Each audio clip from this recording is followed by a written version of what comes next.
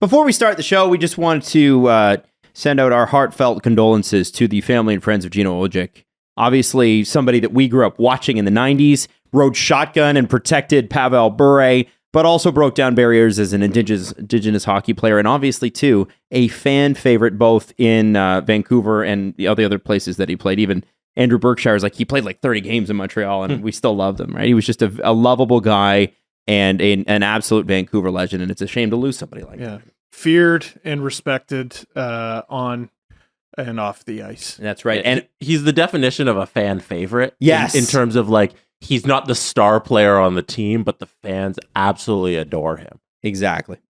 And Ethan Bear scored and dedicated it to him, which I thought was pretty cool too. So against Carolina. Funny how things work, eh? Isn't it? Yeah. Isn't it? Anyway, let's start the show, but we just want to do a quick shout out to Gino. The Steve Dangle Podcast, powered by Sports Interaction. Want to bet?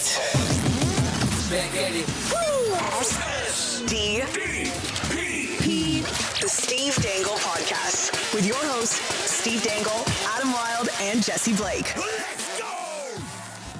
Okay, so listen, lots to get to because of what happened with the Leafs and the Bruins on Saturday. What? Lots to get to in Vancouver. There's Connor Bedard. There's some crazy stuff happening in the Czech junior leagues that we need to discuss as well. There's a lot on this show, but before we get into any of that, since we got to kick it off with the Boston Leafs game on Saturday, I want to play this for you. Now, Steve, there are certain places that you go to where the accent is somewhat neutral. They say Southern Ontario is one of those places. There's not a heavy accent, but if you go to the East Coast of Canada, you're going to get a very thick East Coast accent, right? There are 30 East Coast accents. For sure. Out west, there is a little bit of one too, although it's still a little bit more neutral. But where you really get it is you do get it on the East Coast, and you also get it on the upper East Coast of the United States, namely Boston. Now, I want you to listen to this reporter who is from the area, who is trying to be neutral with how she says things, and listen to the way she says New Hampshire. Parts of this bill are similar to the executive orders that have already been put in place in New Hampshire. Parts of this bill are similar to the executive orders that have already been put in place in New Hampshire. If you hear the way she says part. Yeah, the whole thing is so Boston. No, but it's hidden. She's trying to hide it. The pots. She says pots off the top. Parts of this bill are similar It's there. to the executive orders that have already been put in place in New Hampshire. There you go. Her name is Ellen Fleming, by the way, and she's a great reporter. She put that up herself. She hits the R on parts like she's trying to stuff a pillow back into a pillowcase that has shrunk. Right. Yes. You know? Yes. Speaking from experience. Of course. Parts. Yeah. It's, God bless Boston. What a silly place. So listen, I listened to the LFR in my car this morning. Yeah. Because you can listen to LFR. We don't talk about that enough. Jesse, or who podcasts it? Who takes the audio and podcasts it? Drew does? Yeah. And so you can just listen to 18 to 20 minutes of it just on your ride to work, which is kind of cool.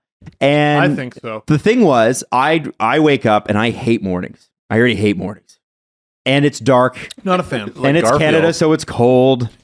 And Mondays. Mondays, yeah. Loves Monday mornings. Loves lasagna, though. Loves lasagna. So I was feeling a little bit down. I don't know why. Just, sometimes you wake up and you're like, today. You got the Garfield. I got the Garfields for sure. And then I listened to Steve. No, depression is a case of the John Arbuckles. Yeah, that's right. The impassioned, I almost called it a monologue that you put on. Your one taker.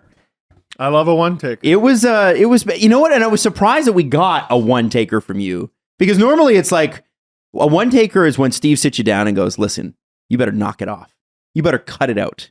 You gotta see what you're doing. You knock that off. Like, kind of like when your dad's mad at you. Mm-hmm. But when I watched the game on Saturday, and Jesse, I think you're in the same boat. Mm-hmm. Although I'm not totally certain, because we don't try not to talk about hockey before the show. Okay.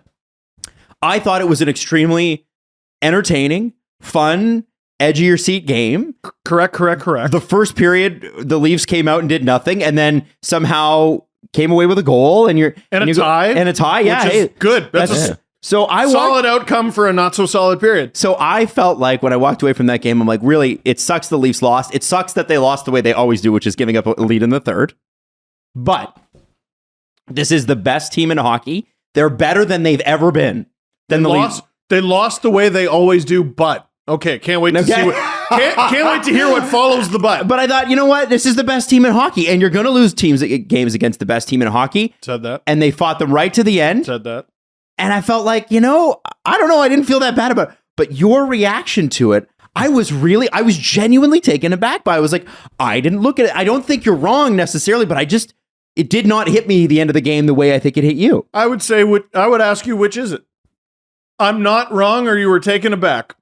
Well, I think there's an argument to be made of demanding greatness, right? Uh-huh. Which I think is what your LFR is about. You're demanding Boston is greatness, and you said it. They are greatness. And they're going to clip that and send that to you for the rest of your life, just so you know. Bruins fans, where you been? I got too many tweets from Bruins fans like, he must have lost the bet. Oh my goodness. Like, what? A Leaf fan saying that? I've been saying this about Boston for years. I've been saying this about the Bruins for years. Pay attention. They are the dragon. They're the monster. Give me the credit I deserve. I've been saying that about them for years. But what I was surprised at, I think, was that, like, I think most people are looking at that game and going, well, they're a great team and you lose to great teams sometimes. Yeah. So what was different for you? I also hear, well, the Leafs really flub it against the bad teams, but you know what? They really show up for the good teams. Which is it? The Leafs, they got those spaghetti goalposts. They got those. What's the TikTok thing where the woo, yeah. They got those wacky waving inflatable arm flailing tube man goalposts. Mm-hmm. Listen, I don't think there's anything wrong with pointing out that A, the Leafs are extremely good. Yeah. B, the Leafs can very obviously hang with the Boston Bruins, who they beat last time. Mm-hmm. Yeah. And C, they lost the same way they always do, by giving away the game. They gave it away. Like Tampa, the game 7 against Tampa, I think that was an interesting case of, you got bested. But almost every other playoff series you can look at and go, here's how they gave it away. They gave this one away. Connor Timmins, before the game, was like, I'm going to watch exclusively Alex Galchenyuk highlights, and that's how I'm going to play tonight. And just gave it right away at the blue line, D-to-D pass. You was kicked rough. off of video game hockey teams for doing that, Ian. And, Riley, abysmal, not good enough. It's got to be better.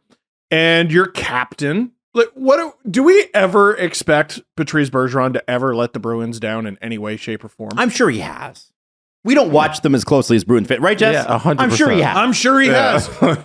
You're making grand statements about very you're upset with things. Tavares has been amazing this year. And he held himself accountable after the game by calling himself out for making a bad mistake with less than 90 seconds left in regulation. Don't take it up with me. Take it up with John. I was very confused at who you were upset with during your LFR, because it didn't sound like you were talking about the team or the players. It sounded like you were talking about fans' reaction to a middle of the season loss. It's all of it. Okay. As opposed to like you're analyzing the team and where they're at. I'm sorry. When did it become prohibited for me specifically to get upset about a Leafs loss? Oh, I because it happened. We're not saying. Hey, listen, nobody said that. Nobody said that. Bullshit! No one said that. No, I'm talking about me in this room. I didn't say that. I'll give you my. I'll give you my Twitter for 24 hours. Okay, you would fucking melt. You're talking about your Twitter. We're not saying we're that. We're not having that conversation. I'm just saying I had a different reaction than you did. I just need to know what either of you are upset about, because I'm sitting here and I'm still very confused. Oh, I'm not upset. Or concerned about, or what your questions are. You mean with the Leafs? About me? Oh no, it seems to be with my reaction to the team. Certainly not. No, my whole thing is that I was, and I said this, I think, in my opening statement, that I think that I thought, I was like, wow, like I didn't listen to you and go, this guy's fucking crazy. I was like, okay, well, that's a really good point. Because what I found myself doing was asking myself, am I holding this team to the standard that they should be held to, which is Stanley Cup contender, right? And that's what I did, because I had so much fun watching the game on Saturday night, and like a bunch of Bruins fans, including P. Blackburn, tried to like dunk on me. I'm like, I don't know, man. I had a good time. This is a fun game. It was a fun game. And so I enjoyed it. Yeah. But my, I guess when I listened to your reaction, I thought, okay, like, am I in Loserville here? Am I expecting not enough, I guess. There's a more eloquent way to put it. That's what your video kind of challenged me on, and I haven't been able to come to a conclusion on it. Is that fair? Yeah, and my point was to piggyback of Adam's reaction, because I feel like a lot of people had Adam's reaction to that, and then in the LFR, you seemed to take issue with people who had a reaction like Adam's, where I was like, oh, that was a good game. No. It was a good game. I said it was. You did. Good You game. did say that. Yeah. You did say that. Yeah. Yeah, it was a good game. But it's not enough. When it comes to these tight games, why does it always seem to be the Leafs to be the ones to give it away? But they won the last one. They did win the last one. So we it's all acknowledge. So it's not every time. But Jesse, you're moving the goalposts again. This was a tight, entertaining game where it was given away in the final 90 seconds. Mm-hmm. That's not what the previous game against the Bruins was. That was a solid, hard-fought win under unique circumstances. We all seem to acknowledge. This was a solid, hard-fought game where they have Morgan Riley, who's playing like dog shit, playing right now on the most minutes out of anybody. Which is ridiculous, by the way. They have a guy who couldn't make the Arizona Coyotes as their second top pair defenseman. Like, I feel like that's a better analysis. Jesse, that's trash. No one was talking about Connor Timmins in that regard heading into this game. Not one person was talking about, it's Connor Timmins. He fucking sucks. No one was talking about him in that regard. When he's showing who he's like coming back to where he actually should be. So like I take from that game, like we have so much time left in the season. They're at 44 games. I'm like, okay, so now we need to evaluate the defense and see like Timmins probably shouldn't be playing this much. We need Riley to get back with Brody because we've tried him with Jordy Ben, we've tried him with Justin Hall, and now we've tried him with Connor Timmins, and that doesn't work. Like I'm looking at this game like how we sit and we look at every game where we just look at what happened and we evaluate going forward. I didn't know it was a special game. Well, you didn't? It's a little special. It's a little special. The Leafs for they're fourth now, I think, but for all of last week they were second in the league and second in the division. Mm-hmm. The Bruins are the litmus test, and it's just another game. Yeah, not just another game in terms of like going into it. Obviously, it felt like a playoff game. Like Adam, you're very right. Man, about and the fans were bananas. I mean, coming out of it, like I didn't like the reaction to it should be like, hey, this is how we evaluate all the games. So we got to evaluate this one. Like we evaluate it as it was, in that we're moving forward here. We're not blowing things up because of what happened. I didn't say to blow things up. Yeah. I wasn't even offering what to change other than Morgan Riley needs to pull his head out of his ass. Yeah. What I was offering is it does seem to always be you. You know what I mean? The Leafs lose on Tuesday against Florida, and it's identical. I won't be as upset. The Leafs lost to the Red Wings. What was it? The game before the Bruins? Yep. I wasn't upset. Second half of back-to-back with travel. Guys are sick. Mm-hmm. I wasn't as upset. This was a litmus test. It was fair to call it that. And once again, so what were the things? Really good. Lost. Okay, so let's talk about that. Let's get into it, because I think that distinction is important, and I want to know. To me, I think you're right in the fact that is it game 43? It was 44. Okay, game 44. Mm-hmm. That part doesn't matter. That they play Boston matters. Yes. Yeah, Right. Not all regular season games are equal. Of course. Otherwise, there wouldn't be dynamic ticket pricing. You know what I mean? Right. So I think I want to start. Let's start from the beginning of it because there's a few things that both of you mentioned that I do want to talk about. I think the first thing is starting on time, and this is something where if you're a Leaf fan, I think we should all be united in this. There's no argument to the contrary that the Leafs have had an issue over the last 5 to 7 years starting on time, and this was not the game to not start on time. They've been better about it this year. They have been Way better. but way too often it's an intensity issue. Like the Bruins came out frigging flying, and they played with an unbelievable intensity to start. I would say the opening 2 minutes. Mm-hmm. But it's amazing how often those opening 2 minutes seem to define a game. I don't think it defined this one, but they owned the Leafs in the first period. And the Leafs were probably lucky to come out of the first period with the result that they did, it only being 1-1. Matt Murray made the best save of his Leafs career, probably. That was unbelievable. Mm-hmm. And then I'm trying to remember the first goal. Was it Michael Bunting? It was Bunting. I'm trying to remember exactly how it happened. Like, good result for a period where Boston utterly dominated. 16-6 with the shot. Yeah, and listen, You shouldn't have had a goal in that period. sometimes you're going to get your show run, and it's sort of how you weather the storm. That was encouraging, actually. I thought. I didn't like the start, but it was encouraging overall. I just looked at the Leafs goals, Mm-hmm. and the Leafs took it from the Bruins. They took those goals from the Bruins. That's good. Mm-hmm. Because you can't just rely on what the other team gives you. I look at the playoffs, and this is a playoff litmus test. It is. Don't apologize for that. When it's even and there are good teams involved, there always are, you cannot give up anything. And it feels like the Bruins did not need to take anything from the Leafs. The Leafs happily gave it to them. So let's talk about one of the ones that was most noticeable, and there was obviously two of them that were really big. Yeah. The first one, obviously, being Connor Timmins' cross blue line pass to Morgan Riley in the offensive zone without looking. He didn't look. Brainless. And I remember, I think I tweeted like midway through the second period, I'm like, okay, it's probably time to split those two up. It's interesting. A lot of people are on Connor Timmins about that. To me, Connor Timmins sat 2 or 3 games previous to this little 3 games and 4 nights trip. And, he'd been playing limited minutes. He'd been playing third line, and then he sort of moved up to the second defense pairing. And then against Boston, Sheldon Keefe's big idea is to put him on a top pair with Morgan Riley, who cannot play hockey very well right now. Yeah. So to me, I know Connor Timmins did the play.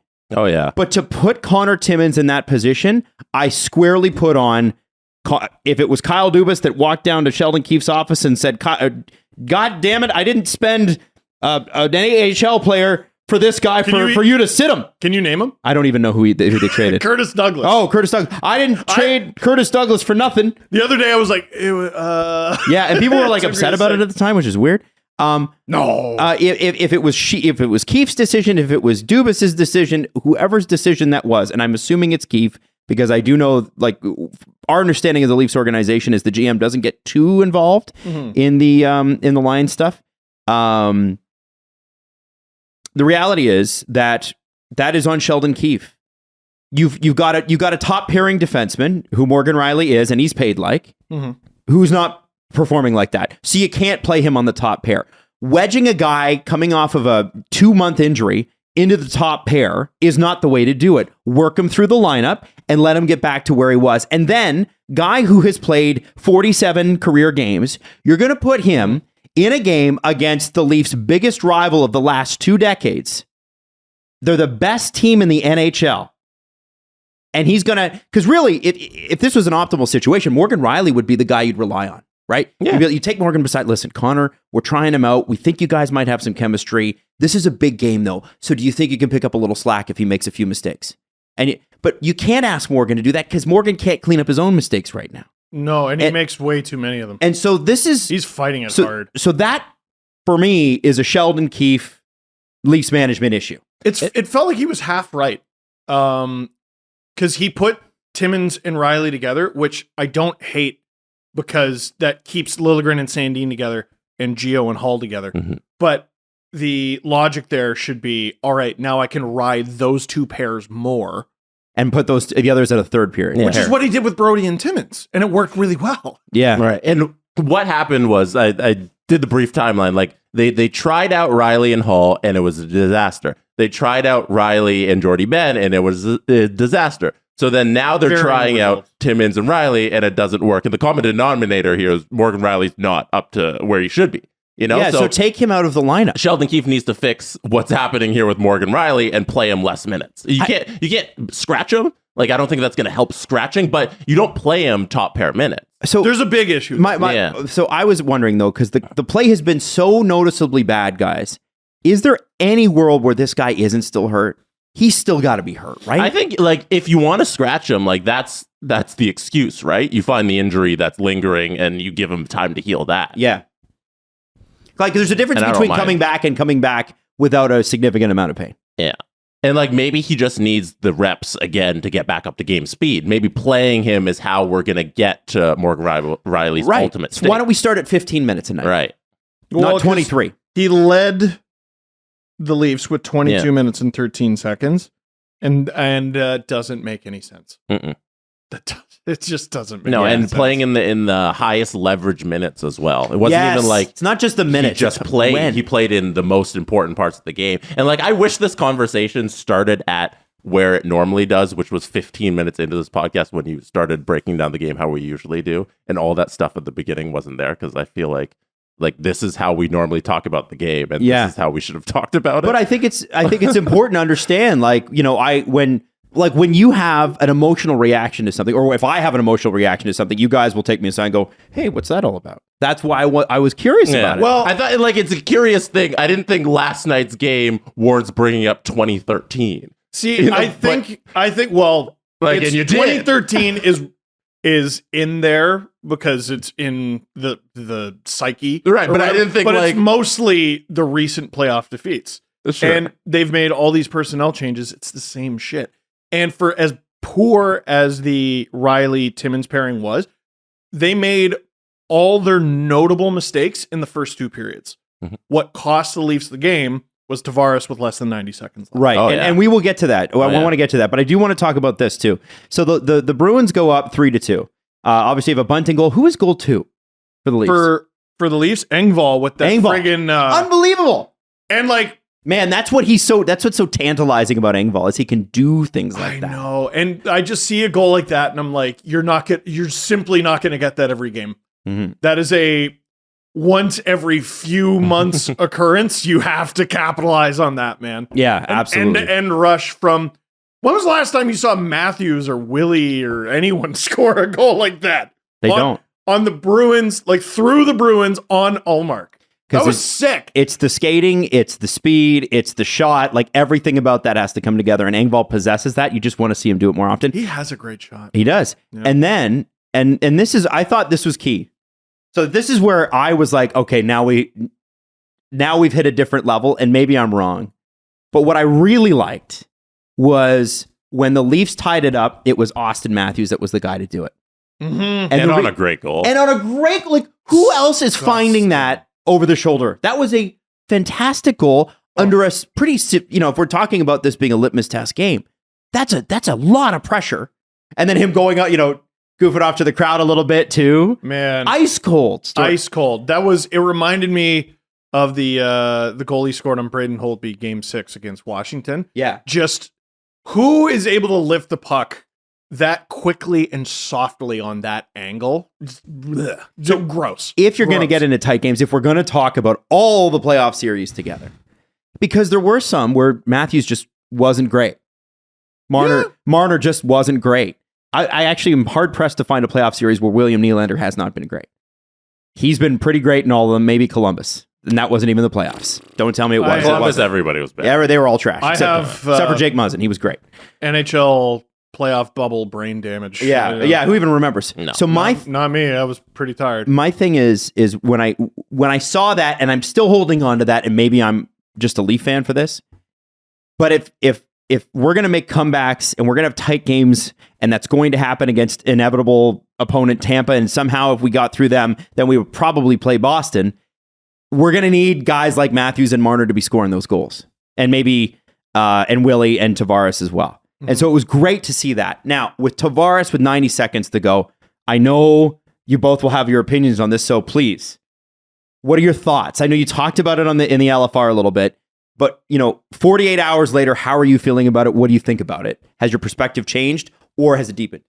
I mean, I'm not going to crucify the guy. Like it's the captain who has been underrated probably forever. Mm-hmm. He's had a fine season.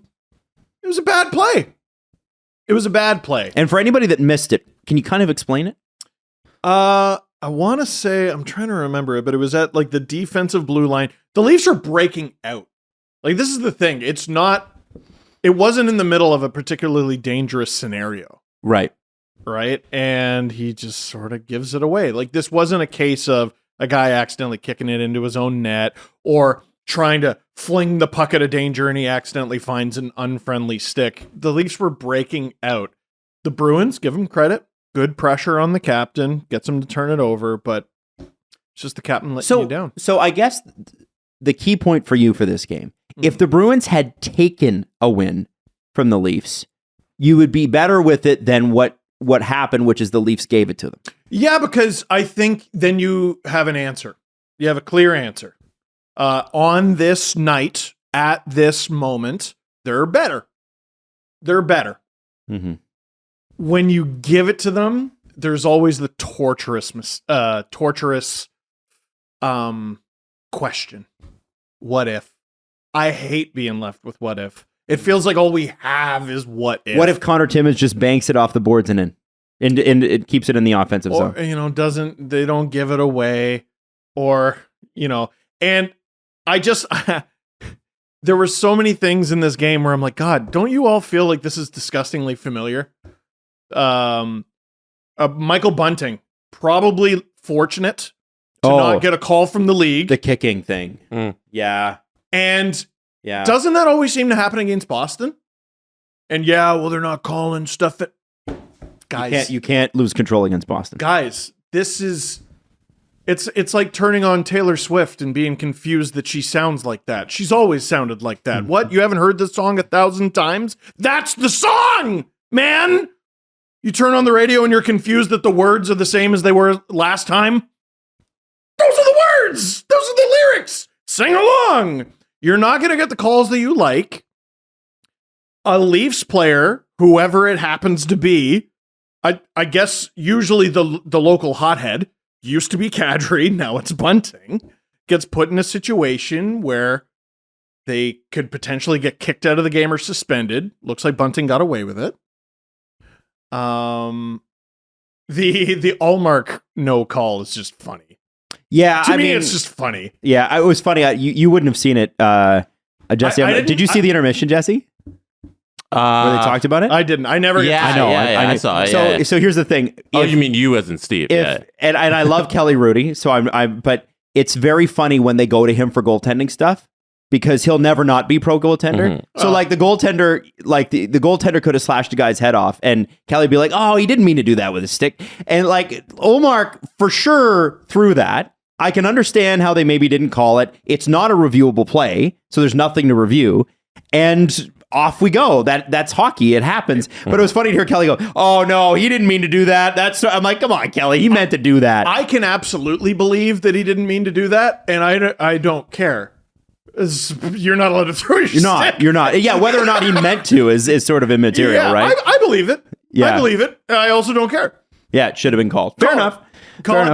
But in the official's defense, I'm amazed because I find on the Saturday night games with the streams, I catch more and miss more. I missed that. Well, I didn't see it. But I think that's the fun thing about watching a game with Steve Dangle is you're going to catch things and miss things that the broadcast is, because you can't catch everything. It's hockey. It's chaos. I saw that he lost his stick. Yeah. But I didn't until I saw the replay. I'm like, oh my God, he like javelined it across. Oh, the yeah. eye. Well, and I don't think the main camera angle showed it the same way. And plus, you're looking for the puck. You're not looking at the goaltender's stick. So, Well, Marner came like within a hair of putting the Leafs up 2-0. yep. Imagine how much that changes the game. And so that I was like, oh my God, how did he not score that? So yeah, I was following the puck and Marner, and I thought what I thought happened is someone got into Marner's hands. Because again, like you're not zoomed in or anything, and then you watch the replay. Yes. I'm surprised that thing didn't end up in the stands. I understood like there's plausible deniability on Allmark's part, and that he's like flailing and the stick kind of goes flying, and the panel coming on at intermission and going, "Yeah, he didn't mean it," and then them just all agreeing and moving on. Like that's hilarious. But It would have been nice if someone went, but who cares? right. I don't know. There's a lot of interesting stuff with the Tavares situation coming out of that game because he was great going into the break, and then he was great coming out of the break, and then now he's had like 2 goodish okay games, like below Tavares standard games. It felt like in that moment he failed the team, and for the whole third period I saw it as him, and I'm going to put a little on Willie too, made Sheldon Keefe's job harder. Because what Keefe did was he switched it up a bit, and it fucked the Bruins up.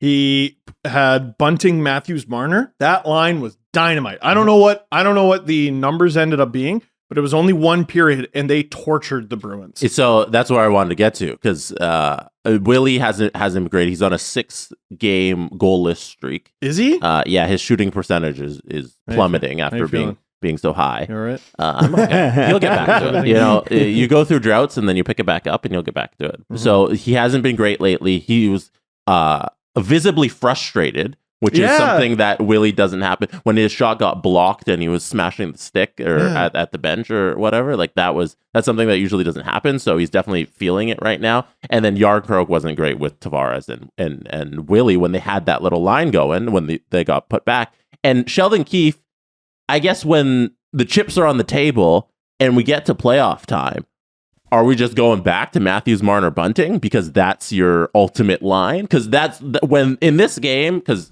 we've all established, like, we'll look at it as a playoff game. When the things were the most crucial, he made the in-game adjustment, third period, put them on the ice. And I think it was a 92% goals expected for share for that line, which is absurd. I believe it. You know? And Willie and Tavares at that time, I think they were like 34. So not great. So there's your answer, though. If you need a goal with a few minutes left, yes. Mm-hmm.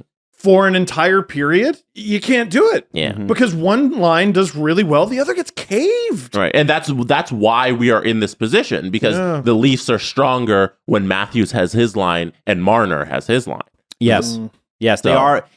It's like do you put Draisaitl and McDavid, the 2 otherworldly talents, together, or do you split them up and make 2 otherworldly lines? And this is where, like, it's nothing Yarncroke has done wrong. It's, do you have to go out and get that one other guy who just makes your top 6 undeniable? Look what Evander Kane brought to the Edmonton Oilers. Mm-hmm. Yeah, this is why, like, I know they're doing really poorly and everyone's running everyone out of town in Edmonton and talking about them missing the playoffs. If Evander Kane comes back and he's 80% or up, I have a really hard time imagining them missing the playoffs. He might be back this week. Yeah, exactly. Weekend, they need to dump a salary to get him back in the lineup. We'll see. Well managed cap. There might be a Yesy trade coming soon. Somebody got hurt. I fell. You got a pull bruise. The old Vegas. Oh no! Yeah, exactly. I can't. It's bad that this player got hurt. Some good news if you're a Leaf fan. Both the Giordano, Hall, and Sandin Liljegren defensive pairings are among the top 20 defense pairings in the league with the lowest expected goals against. Dude, they're this is why Riley and Timmins were put together. You can't split those pairings up. No, you can't. They've been great. By default, Riley had to pair with Timmins. Yeah. It didn't work. Yeah. It should have been the third pair. So let me ask you this, just to sum this whole conversation up. How do you feel now about the Leafs now? How are you feeling about this now? And I'm going to ask Jesse the same question, so be ready, Jesse. I want some feelings, boys. I mean, about the same. You know, Okay. They're undeniably good with a couple hurdles to get over before they become great. Jesse Blake. This is a team that can hang with a team that's putting up a historic season. I'm not too worried. I think they win a round and we get a round 2 of Boston-Toronto. It's going to be fun. Oh, that would be sexy. Like, I don't So know. based on that game, there's no doubt in your mind they're beating Tampa. Yeah, I think they can hang with Tampa. They can hang with Boston. They could hang with Tampa last year. Yeah, and they almost did. They're better this year. They've They're they've even done better. Every playoffs over the last half decade, they've done nothing but hang. They can hang with everybody. No, I think they can hang and bang. Wow. Yeah. So Wow. They can hang and I roll. think they can. I'm with Jesse on this one. I feel good, but I feel the anxiety. I get the anxiety. Sure. Because that's what this comes down to. Yeah, Thank you for acknowledging that it's legitimate. No, but I what you're think I talking did. about is fan juju. Like you sound just scarred by being a Leafs fan. Yeah, okay. As long as we acknowledge that that's what's happening. Yeah. And I feel that. 'Cause I feel that. Like Kyle Dubas isn't sitting there being like, the ghosts of Leafs past. I sure hope he's not. I know, like that's, and I'm taking that You're approach. telling and me- that it's a lot telling more me that- rational in the locker room and in management. You don't think that the most commonly uttered phrase by Kyle Dubas in that box is "what the fuck"? yeah, That's probably. 100% the thing he says the most. Yeah, probably. Probably. A lot of things happening in hockey games. What the fuck? Hey, How do you not sit there the entirety of any Game 7 and just go, what the fuck? Steve did have a big win this weekend. He bet on an AHL game. Bet on an AHL game and was a big winner. And he's going to brag about it. And you can bet that right now. You can bet that with David Bastel. Brought to you by Sports Interaction. Get in the action and make a play. 19 plus. Please play responsibly. Welcoming Dave on and ignoring the fact that there is a Leafs-Jets game on Thursday, which I know Dave will be back on Wednesday to preview. I'm sure there will be some bets that you might want to take there. But for a couple. Yeah, but for the Tuesday night game against Florida, there are a lot of Ontario-born Leafs that are about to have a really great game. Oh, boy. Who are they, Dave? Well, you know, it's funny because the other day we were talking and then Jess brought it up about the Boston Bruins, and it's like there's nothing Ontario-wise on that roster. It's so weird. Now, the Florida Panthers are the exact opposite of what the Bruins have. They have 8 players Ontario-born of some nature, and Ontario is a pretty big province because we got some Thunder Bay kids coming in. I shouldn't even say kids. The Stahl brothers are They're still kids. large ass Children. adults. Still Yeah, children. they're still children. Yeah. You know what? It's funny because you have the 8 Ontario-born players. Carter Varhege's having a fantastic season. He's a former friend, only former friend on the roster right now. We got some hat trick props. We've added Austin Matthews because he's back from his quick little hiccup on the sidelines and actually scored the other night in Boston. So we've added Matthews, Nylander, Marner to the hat trick prop list. So lots to offer on Tuesday night, gentlemen. Do you have any inklings of this game? I think Steve wants to brag. Steve Okay, has wait, been- I like this. he wants I like to this. brag, Dave. So can we just give him the floor? You want to brag about something that happened this weekend with Sports Interaction? Dave, I want a fortune. $2 Steve won a fortune. I love this. Okay, tell me more. Okay, I promise not to make a habit of this, but I bet on an AHL game. Ooh. Oh. 2 reasons A why. sharpster over there, eh? Yeah, right? 2 reasons why I bet on an AHL game. Number 1, it was Joseph Woll going for 10 straight wins, which is Nice. banana sandwich. So I was Yep. going to sprinkle on that anyway. But I was very surprised to find that the Marlies were plus 190 for some reason. Wow. Like decently heavy underdogs against Rochester, Yeah. who they Yeah, are yeah. ahead of in the standings. So Okay. whatever. Marlies win 7-5, baby. Joseph Woll, 10 straight wins. And on my $2 bet, I won $5.80. Let's go! Wow. Let's absolutely go. Wow. Congratulations. And you know what? Good research too, by the way, because there are opportunities like that where it's a smaller league that Yep. maybe you don't bet on as often. We had a guy in the office that loved KHL. And it's Oh, like, never. who watches the KHL? He says, there's money to be made in the KHL. It's If you fine. if you have I'm not DAZN, doing it. Yeah, if you have DAZN, you can just throw it on, and they got hockey at weird times of the day. Oh, yeah. I did that during the pandemic. Yeah, right? I don't plan on doing it again. No, okay, well, there you go. Because you don't have DAZN, you only have Sportsnet now. No, my father-in-law has. That's right. There it is. There it is. Dave, thank you so much, and we will see you Wednesday for the big Leafs-Jets game. I look forward to it. Talk to you guys soon. Hey, as a small business owner or hiring manager, you know what success in 2023 is going to look like to you, and you know it depends on your team members and the people you surround yourself with. Mine was how big of a boat I can buy. That's success to me. 2023, big boat boy. Now buying a boat's cool. I got it. Okay. LinkedIn Jobs can't guarantee you a boat, but can guarantee you higher quality candidates and more efficiently find, like, ways to more efficiently find them. I wish there was a way I could say that, but the boat threw me off. Good talking. Not gonna lie. Good talking, bro. LinkedIn Jobs helps you quickly attract qualified candidates. Listen, we run a small business too, and it is very, very hard to find the right people with limited resources. You want to pay them properly, and you want to make sure they can come in and feel empowered to do their job. And LinkedIn Jobs can help you with that. It makes it easy to rate applicants based on your job qualifications. LinkedIn Jobs helps you find qualified candidates that you want faster. Post your job for free right now at linkedin.com/SDP. That's linkedin.com/SDP to post your job for free. Terms and conditions apply. So Steve said something really interesting. Yeah, we don't usually do this, but it was too good not to. We were sort of talking off the air, and it's a conversation I think worth having. So Steve looks at Jesse and I, and I'm just gonna be blunt and honest about this conversation. Sure. And he says, "Man, I just feel like do people even like me anymore?" and I think it's because what's happening right now with Leaf fans is there's a duality. Okay, there's the fans who are there's the fans who are always angry, and the second Kyle Dubas took over, they're like, whatever, nerd, let's smack him with a towel. And then there are those fans who are like, hey, I'm a little scarred and anxious, even though this team's really good. I've seen this before. I've seen this movie before, and I've seen them take Boston and Tampa to 7 games and Montreal and not have them do it. And then there's the fans who are like, you cannot say anything negative about this team ever. There's a variety of people. Yeah, but it's okay. like if something bad happens, like if there was a car accident, they'd be like, well, look at the trunk. The trunk looks like it's still intact. I don't know what you're so complaining about.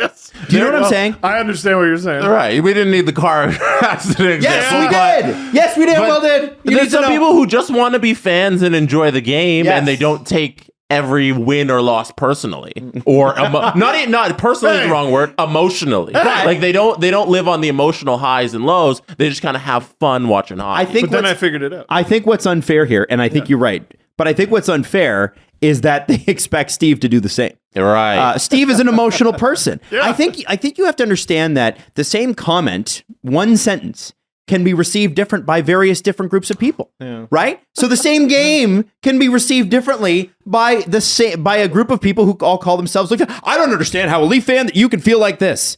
Well, of course you can. Right. It's totally possible. And Steve, you summed it up sort of perfectly about how you're feeling, and I think a lot of people can relate to this. Yeah, so that game against Boston, the way they lost it, hey, well, you know what? It was a close game, and it was really fun. And you're correct. And I understand that feeling if you're a fan of any other team in the league. Oh, Minnesota played Detroit really close. Or the Kings, they gave Vegas their all, but they fell just short. But it was a fun game, and I had a great time. But as a Leaf fan, I don't understand how you relate to that optimism. Yeah, I just don't. Steve said, I can't yet relate to that optimism. Mm-hmm. Yeah, because I feel so silly saying, but they were close while wearing a Leaf jersey. You have to understand why I feel that way. And I don't think there's anybody that can take that away. Right? You need to understand. And I understand that as a Leaf fan, my judgment is clouded. In that regard, I just want for one time, to have that one thing happen that makes me goes, you know what? Maybe there is light at the end of the tunnel. You want to be wrong. Maybe the sun will come up tomorrow. Yeah. I want to be wrong. I would love to be wrong. I am going to show up to the parade with wrong on my, instead of Toronto Maple Leafs, I'm going to get a custom jersey to take out Toronto Maple Leafs, and it's just going to say wrong on the Leaf My anxiety logo. was wrong. Yeah, the Centennial Classic jersey that had the Leaf logo with 100? Yes. Yeah, no, mine will say wrong. Or W, because win and wrong start with the same letter. There you go. Can I give you an example from something that happened this weekend that backs up your point entirely? Go for it. So the Minnesota Vikings, they're a tortured franchise, just like the Toronto Maple Leafs. I lost my pinata bet. The Minnesota Vikings this season, they went 13-5, which is a great record. Unbelievable. You regular said this season. to me off camera. We went through this after you got your pinata bet with the Vikings in it. And the Minnesota Vikings all season, everybody's called them frauds. Because one, tortured fan base like the Toronto Maple Leafs, where they always collapse. They never have the championship run that solidifies them as a good team. And this season, unbelievable year, 13-5, obviously. But in that 13-5 run, they went 8-0 in one-score games. So every close game, they eked it out and they managed to win all of the games. That should be toss-ups. You should go, if you're a good team, maybe you go 6-2 in one-score games. But they went 8-0. They lucked out in all of them. But then there were a couple losses. They lost to the Green Bay Packers, who were not a playoff team. They got destroyed by them. And then they lost to the Dallas Cowboys as well, and they got destroyed by them. And fans like you, who've been there for a long time, were screaming. They were saying, look at these losses. Who cares that we're 13-5? They fucked up versus the Cowboys and the Packers, and they're not real. I'm worried about this game this weekend versus the Giants in the first round of the playoffs. And what happened? They shit the bed and they lost in the end because their defense couldn't hold the Giants to anything. And all of that throughout the entire season, when you're like, okay, but Minnesota, I think they're frauds here. They don't really have it. They're not real. They were right. Paper tiger. I just feel like... So your anxiety has some weight to it. Yes. Because you've been there and you've done that. I just feel like the ignored scientist in every disaster movie. No, you don't understand. I've studied this. Yes. I've done the research. I have the data. And everyone else is the vice president. You're the 2 seed in the NFC. You should dominate this wild card team and the Giants. And what happens? You come out, first round of the playoffs, you're out. I feel like we talked about the example was was it 2013 or 2014, whatever year it was, where Colorado had like Duchesne and O'Reilly, and Patrick Waugh was the coach. He won Coach of the Year. And all year long, they were called frauds and finished third in the NHL. And people were like, analytics is stupid. And they lost in the first round in Minnesota. We talked about that because the Seattle Kraken are in a very similar situation where they are playing way above their expected goals right now and are shooting the lights out. Yes. Their team shooting percentage at 5-on-5, this is from 32 Thoughts Podcast. Sure. Their team shooting percentage at 5-on-5 is at 11%. Team. Wow, that's pretty high. The amount of teams in the history of NHL who shot 11% at 5-on-5, name them. I don't know. You've named them. There are none. Whoa. They have the highest ever Since they started tracking. Second highest Wow. since they started tracking on NHL. Second highest ever. Whoa. You're going to love this. You're absolutely Second love this. highest ever? Second highest ever. Randy Carlyle Leafs. 2013 Toronto Maple Leafs, everybody. Way! I love that. Tell me the Seattle Kraken are a good team. The nerds were right. It's sometimes there's something behind what you're seeing in terms of the wins and losses column. By the way, I do have... I can't believe that. That whole thing was Jesse, that was a journey. Yeah, Oh my you. God. And I'm glad you brought up Seattle. I do want to insert one little tidbit. When Leaf fans are mad, they need someone to be mad at. And there was a subsection that decided to be mad at Kerfoot for some reason. Because after the Leafs lost to Boston, I think Jared McCann had a hat trick or something. He had a great game. The Leafs chose to protect Kerfoot over McCann. That's actually not true. The Leafs did not protect Kerfoot at all. They went 4-4, so they protected their big 4 forwards and 4 defensemen. They protected Hall. So losing McCann was so that the Leafs could protect Hall.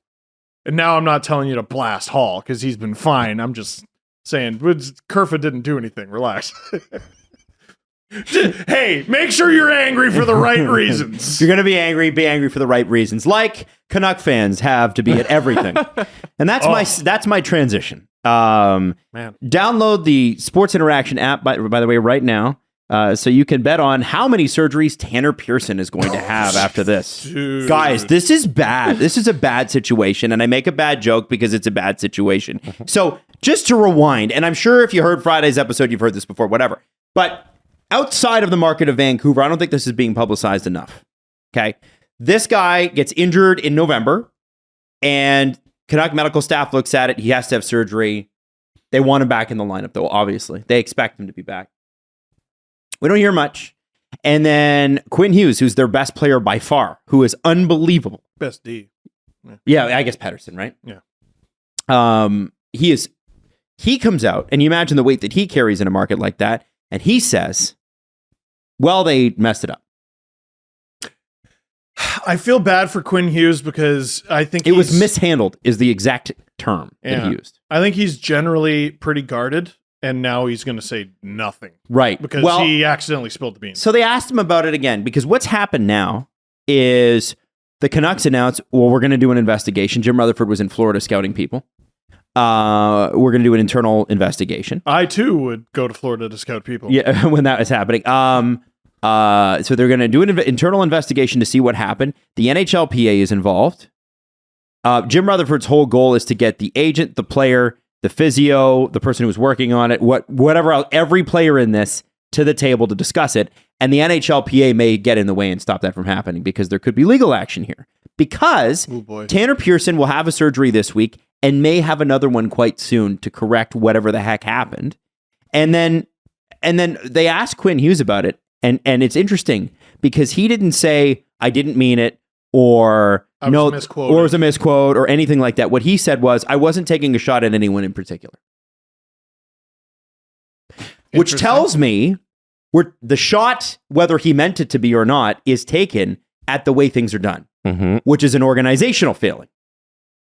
And so the NHLPA is going to meet with Tanner Pearson today or tomorrow. He has at least 2 more surgeries on his hand that could affect him ever coming back. His hand. Jim Rutherford. On his hand. Yeah, wow. Jim Rutherford will have the press conference tomorrow to discuss a little bit about this. Now, usually in this situation, the investigation is going to take a couple weeks, as you know. These things always take way too long. And he's going to say tomorrow, we're investigating it. That's my bet tomorrow at the press conference is Jim Rutherford is going to say, yeah, we're investigating it. It's an unfortunate situation. We want Tanner back. We're big fans. Of course. And maybe say something to protect Quinn Hughes. But what I think is fascinating about this situation, and I want to get your opinion on this, because this might be an Adam Wilde hot take that people hate. It seems like, is Jim Benning's start as a president perhaps already worse than anything happened under... Sorry. Is Jim Rutherford's start as president of the Canucks worse than perhaps anything that happened under Jim Benning? Because what this seems like to me is Jim Benning, at very least, maybe he didn't improve things, but he could keep the bullshit under wraps. What we can agree on is that ever since Jim Benning left, the shit has hit the fan, and it hasn't stopped. So Jim Benning was able to at least keep the pot from boiling over. Jim Rutherford seems completely like, and it's not because he's a stupid man, it's because there's a fucking lot wrong. And it wasn't dealt with for a very long time, and this has been a disaster, and it's under his watch. These are preventable issues, Jim Rutherford, preventable issues that you were not able to solve quick enough, and here we are. We got coaching situation, we got a workplace complaint, as we discussed earlier, we got bad contract signings, signing Mikheyev, bringing him in at that number. Mikheyev's a useful guy at that number, not on this team. What did you think you were going to do? Compete? And then JT Miller signing. Oh, and by the way, Bo Horvat's come out, had a career year, and you're like, no, we're not going to pay you more than the guy that can't play defense. I can't believe he's going to walk. Guys, Jim Rutherford's tenure. Or get traded. Jim Best case scenario, it seems. Jim Rutherford's a good guy, extremely successful. But right now, This is the most disastrous thing that's happened to the Canucks organization, all of this together, since the signing of Mark Messier. This is really, really, really bad. What was worse, the riots after the Stanley Cup or this? Oh, this is riots. But like Just remember, a bit. Remember That was wild watching live. when it was like, hey, they lost, and there's some fights in the whoa. Oh, that's a fire! Yeah. it Never was good crazy. when after a hockey game you got the helicopter shot of smoke. Yeah. That was just That whoa. was a crazy thing. And sorry, Vancouver Canuck fans, we know that's a sore issue. I get it. Yes. But I want to say the dysfunction here laid bare before the entire hockey world of the Canucks organization is not only embarrassing, but you just wonder, what do you guys do every day? How do you not know that these problems exist? So I want to go back to when Jim Rutherford joined the Vancouver Canucks. Yep. And I was pretty optimistic about that move. Before you continue, the Rutherford press conference is actually today at 1 p.m. Oh, it's today. man, Oh, I thought it was tomorrow. You're probably reading the article So it's my from bad. yesterday. So I guess we'll find So- out. Yeah, So okay. in like 20 minutes from when we're recording. Oh they're my actually God! Well, gonna we have might the be able to press get some live updates for it. Yeah. That's great. Maybe. That's great. Anyway, So that's just my opinion beforehand. Make your points. I remember being very optimistic for the Canucks, who, even dating back to last year, when they were really awful, like one of the worst teams in the league in, I want to say like November 2021, talking about how they shouldn't be this bad. I can't tell you if they're good. I can't tell you if they should be in the playoffs. I can tell you they shouldn't be this bad. And then Jim Rutherford comes in. I've hammered the Aquilinis several consecutive shows. They deserve it. But the reason Rutherford was a great acquisition is just that. You need a buffer between ownership and the general manager so that the general manager can do their job. Mm-hmm. I don't feel like I know what kind of GM Patrick Allvin is at all. You know, like GMs, after a year or two, you understand the flavor. You understand their tendencies. We always make fun of Kyle Dubas because we know did he trade down? Well, that's very surprising. Did he pick the undervalued, undersized forward? Oh, this is weird. You know, guys have tendencies that they do. I don't feel like I know what Patrick Allvin does because it doesn't feel like anything has changed under the Canucks. And to me, that's not a disappointment of Allvin. It's not a disappointment of any of the Emily Kestonge. Yeah. They brought in the Sedins for a little bit of culture change and everything. The guy who was supposed to come in and help change what the Vancouver Canucks organization is has failed, and failed in a big, big way. Nothing's changed. Like, Actually, what has changed is that now we know where the dysfunction is. I guess We're seeing it. if someone had slipped into a coma and you explained to them, they just woke up, and you explained to them everything that's happened with the Canucks over the last year and a half, This is a weird TV show. I like this. they wouldn't know at what point any change was made to the general manager. Right, you can't backdate that. Yeah, I know what you're saying. You know what I'm saying? Absolutely, because it's If continued. they woke up and they were, what year is it? How long have I been out? Have the Canucks won the cup? Can I disagree with you? I don't know why I gave them Politely, a slight I want to British politely disagree here. accent. Sure. I think that you can. Yeah. Because the Canucks were a lot quieter than this. Their fans were not. Their fans were pissed. It was not coming. But tell me a time in the last decades that we've been doing this show, and it's almost 10 years. It'll be 10 years in May. Yeah. That we've seen the Wow. Canucks in disorder this publicly. We've I seen think them. you're forgetting how loud the end of Jim Benning was. But it was, That was loud loud. But it was- about his moves. It wasn't loud about the internal politics and the failings of the organization what? Bingo. You know running what? their day-to-day operations. You know what? Right You're now, right. I brought this up Yeah. on Friday, and it's become even bigger of a deal because they keep doubling down in the media about it. Their head coach is fired, but he's still there. Well, Rick Tocchet is the next head coach of the Vancouver Canucks. Bruce Boudreau is still the head coach. They're openly having a new guy. Preach is on Hockey Night in Canada going, it's going to be Rick Tocchet. And every time they interview Bruce Boudreau, they're like, Bruce, how do you feel about the game? He's there! He's like, I don't know, fired? I'm going to show up until they tell me not to. What the fuck? Oh. Yeah, that was sad. Imagine you're in any other job. Like you're just a dude who works at a place and they have your replacement outside the door and you're just like, I have to come here to work? And no offense to Dallas Eakins, but Bruce Boudreau is not Dallas Eakins. Bruce Boudreau is one of the winningest coaches ever in the NHL. This isn't a guy or Peter Horacek, a stand-in and be like, hey, sorry, we're going to give you a really shitty half season and then you're going to go coach somewhere else. I was not under the impression he was a stand-in. He's a winning coach with this team. Oh, they got a winning. There it is. They won. Winning record. No, not yet, not anymore. I mean, he was winning with this team. Yes. And they're just getting rid of him because they don't like us. This wasn't their guy. Well, then fire him. Tell me that doesn't poison the water too. Like Jim Rutherford, as much as I loved how honest he was on the After Hours segment on Hockey Night earlier, and he's like, Bruce wasn't my choice. Oh. Like that, when you got a team on the edge already, difficult. Imagine your boss saying that to you, even if you're not. Like, I know there are certain bosses at the other organization I work at. I wasn't their choice, but that's okay. That's all right. As long as I don't know. I don't want to know. Don't tell me that. I don't need to worry myself with that. And I think I understand where Jim Rutherford was coming from. And I want to specify here, I have immense respect for his hockey pedigree. This guy has won Stanley Cups in 2 markets with veteran play. One team in Carolina, which was feisty and unbelievable. The other team in Pittsburgh that we thought were over the hill. And oh my God, were they not? Boy, were we wrong. And so I think that with Rutherford, like, I feel like he can figure this out. I just don't know if he even knew where the problems were. And so you say you don't know any way to judge Patrick Allvin. I can tell you right now, the Allvin Castengay management group and their whole team, they look pretty timid.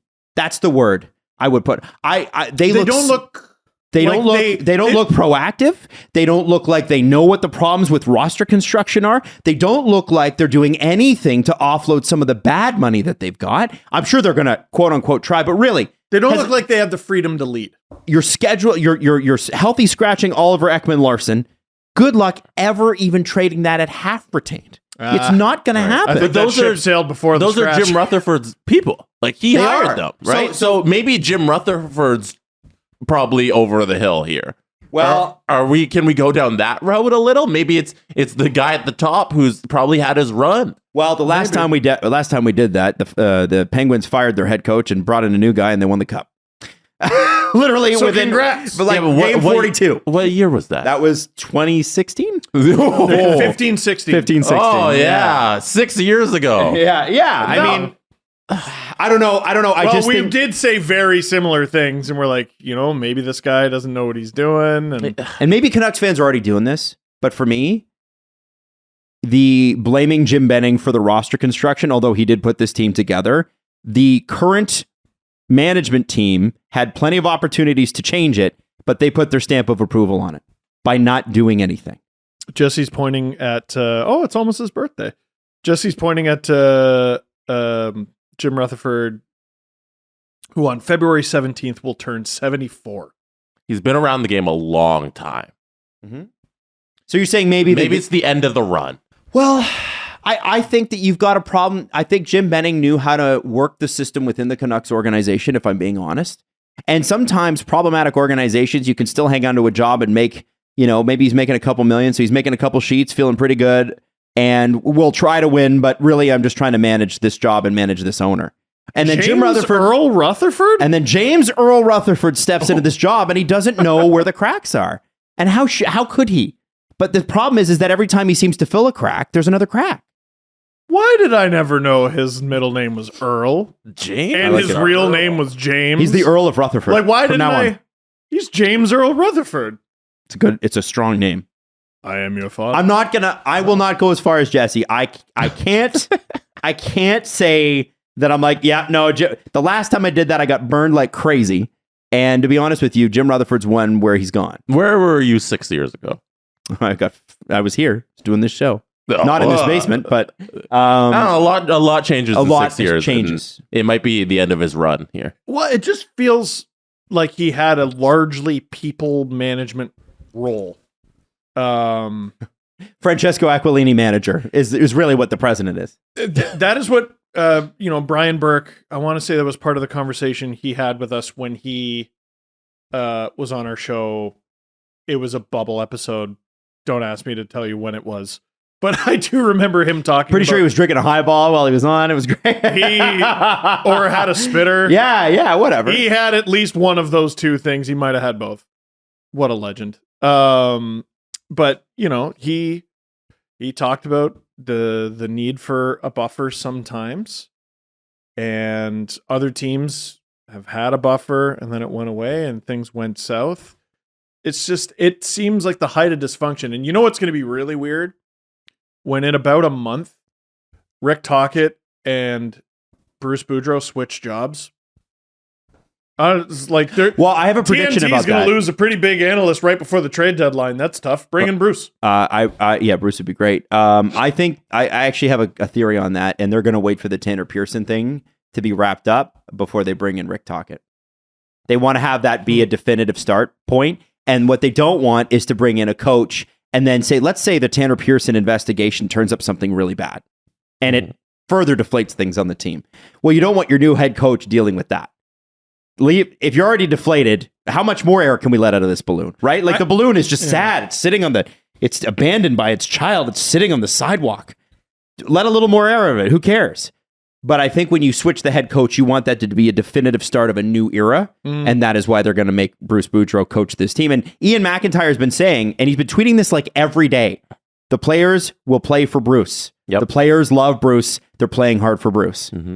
You know, it's like, I think back to when Ron Wilson got fired and fans were chanting for him to be fired. And Brian Burke called it, a mercy firing, basically. Mm-hmm. You know what I've never seen before? Fans chant in favor of a coach and then he gets shit canned. Yeah. Which could happen. Yeah. Like if the Canucks get like a pretty decent lead in their next game, whenever it is, and fans in Vancouver I hope they don't, Bruce, though. there it is. And then he gets fucking canned. I don't think they... Oh, man. Oh, you're underestimating Canucks fans. I don't think they hate Bruce Boudreau, though. No. I'm saying they'll chant in favor of him. Oh. They'll do Bruce, there it is. And then he gets fired. I feel like a little like This Is Gladiator. Like, you have to win the crowd, Maximus. Yeah. You know what I mean? Win the crowd. And then they fire him anyway. Okay, so a couple... the rumors are crazy in respect that we already know that they're trying to fill out the rest of the coaching staff as well.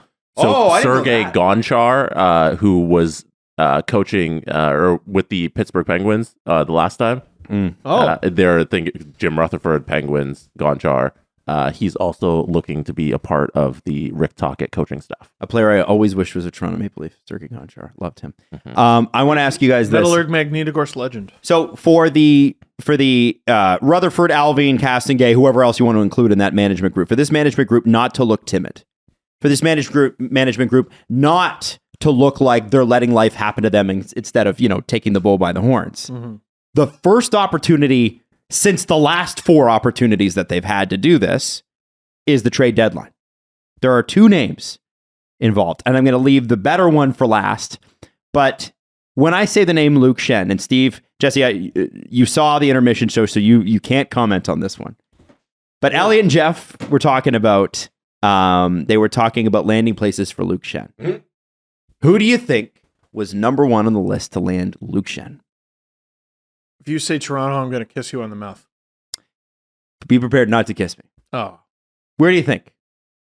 Oh, you know what? I think I did actually see this, and it makes perfect sense. Tampa. Exactly. And I thought you you'd won hate a cup there. Yes. And I just thought you'd hate that. Of course I do. I saw that, and I said Toronto needs to trade every draft pick for Luke Schenn. Is that what they're going up? They're going up against each other. Take them away. Well, I don't want last year again. Do the Billy Bean. Fucking Hagel. Yeah. That's actually. Are you kidding me? That's actually decent point. Go get Luke Schenn. Scratch him. I don't care. Yeah. Don't play him if you don't want to. Just make sure he's good. You would want to play him. Yeah, he's actually been really good for the Vancouver Canucks. The least you need to get Luke Schenn. Is that not what it is? Well, it's like what Billy Bean in Moneyball, right? He's like, he wants Rincon and he can't get him because somebody else wants him, and then he gives the other team a reliever. And then it's like, well, Rincon's price just went down. Yep. Right? Mm-hmm. Yep. Go get Luke Schenn. Please do this. The Alvin and Castengay and that whole management group, they have a fascinating job over the next, 6 weeks or so? Maybe less. Because look at how ridiculous the Canucks have been all year, like from an organizational standpoint. Their phone has to be ringing off the hook. Oh, yeah. Just everyone handing them every grenade and anchor that they have. But it's that time of year where they, like, you just hang up the phone and ignore them. It's fine. But now it's that time of year where you actually have to do something. You have to get value for Schenn. But we could have said that at last year's trade deadline. We could have said that at last year's draft. And we could have said that last year during free agency. All of those things you said were true last March, last March, last June, and last July, or April, or whenever the trade deadline was last year, because it was a little delayed. You know what I'm talking about? Right. All of those things, what you just said, were true. And the reason, to me, these guys look timid is because at those three opportunities, they either swung and missed or chose not to swing at all. And I think it's the latter. And all they did, really, the JT Miller contract was a bunt. It was a bunt. It's a bunt move. Well, we don't want to lose him and we can't find a good spot, so I guess we better sign him to an 8-year contract. That has not even kicked in. That thing with Miller and the Islanders and him potentially going there, I gotta know who was ultimately the decision maker who said no. I think the trade leaked and Lou said no. That's what I heard. What an absolute madman if that's what happened.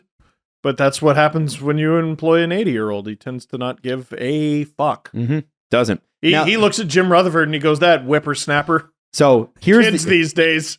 So the way this plays out is another potential landmine for the Canucks management. We'll see how they stick handle it, because it could be somewhat positive. If you talk to Canucks fans, they're like, listen, we're okay with Horvat leaving. We hate it, but we get it because we're going to have to rebuild. Those aren't the same. We have to rebuild this, right? Yeah. So if you can re-sign him, good, I guess. But still, there would be questions about where's this team going? He's already 27, 28 years old. So there have been teams that have been allowed to make offers. And of course, as we learned from Agent Provocateur, oftentimes it's the agent that goes out and solicits the deals, which is crazy. It's like, why do you even hire a general manager? But the agent comes out. One team was willing to give their top prospect a player and apparently a pick. 3 assets is what? For Horvat. For Horvat. But no team yet has been given permission to speak with Pat Morris about the extension that inevitably any acquiring team would probably want. Mm-hmm. So the Canucks are holding this card back because apparently they want to take one more swing at re-signing Bo Horvat. And that, to me, is the landmine, because I think they should. You think they should re-sign him? I think they should make a real honest effort, because supposedly their offer was like in the 6s. Get real. Get friggin' real. But if you don't re-sign Bo Horvat, you got to get rid of him. You got to get rid of him now, right? Deadlines clarify the mind and teams can squeeze you. And, Luke Schenn, obviously, squeeze. If you're able to sign Bo Horvat, one, you get to retain a really good player. That's never a bad thing. And number 2, I think you get to control your own destiny a little bit more. Okay. I'm curious about this. You get to tell other teams, here's what's going to happen. Here's what we're looking to do, rather than teams basically shake you down. You go out, you put JT Miller into the market. I mean, the one thing that it does force is you can't keep both. You got to get rid of one. Right? So you go out, you put JT Miller into the market. Let's be honest, you're not going to get great value. You're not. But you get to retain your captain, you get to retain a really good player, and you get to move on. Now, would you be able to trade that JT Miller contract, Steve, without retaining? Because again, it hasn't kicked in yet. Isn't that the rub? To me, the perfect fit for a guy like that is Carolina. And I know they don't need him, and they know they're not going to trade for him. And I'm not suggesting that there's any sort of link there. But if there's any team that's going to cover up defensive woes, it's them, and they could use his punch. If you're a team that is desperate, you delete Carolina's number from your phone. Yeah, because Don Waddell's going to take you for everything you're worth, man. Yeah. He's unbelievable. We'll talk about Ned in a minute. Jim, I know you have friends there. You're not allowed. Okay. We'll talk about Ned. I know exactly what you're going to say. So you actually think the best bet for the Canucks here is to just re-sign him? Yeah, unless someone's dumb enough to give you a ridiculous amount of stuff. Okay. I think you should probably try to keep him. Jesse, what are your thoughts? What would you do? For the sake of the organization, is it best if you move on and you really try and tear things down? Like if you get the assets that he's going to bring back, is that better for the future of the organization? Like I'd love to know like if the package is that much, like that's probably a better way to move forward than just 3 major assets. than having the player. You know, you're probably better off in the future having those 3 assets as opposed to having them. Because what's the new rule that you guys mentioned? Only teams in the bottom 10. You can only move up 10 spots in the lottery. Boy, okay. 1, 2, 3, 4, 5, 6. The Canucks are 7th worst in the NHL. They're 2 points behind Ottawa, 4 points behind each of Philly and Detroit, and 5 points behind each of Buffalo, Nashville, and the Panthers. You think the Canucks should go hard for Bedard? You have to make a decision here. If your decision is go hard for Bedard, you fire Horvat out of the building with a rocket. Mm-hmm. But if you're... Oh, God. It's every year they seem to be in this position where they could easily go for it and pull the shoot.